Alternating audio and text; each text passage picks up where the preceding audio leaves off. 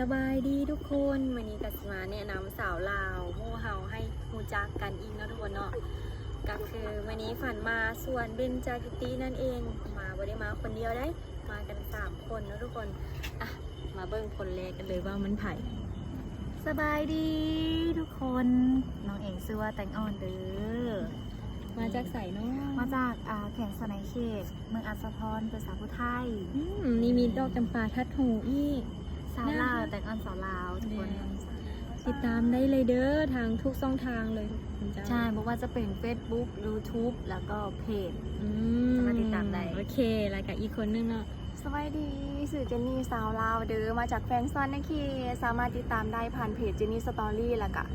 ติ๊กต็อกเจนนี่สตอรี่ ตอนนี้เฮาอยู่ไส ส่วนเบญจกิติงามแฮงซึ่งแบบย่ำกลางคืนนี่น่ะกระสีมืดๆแน่แต่ว่า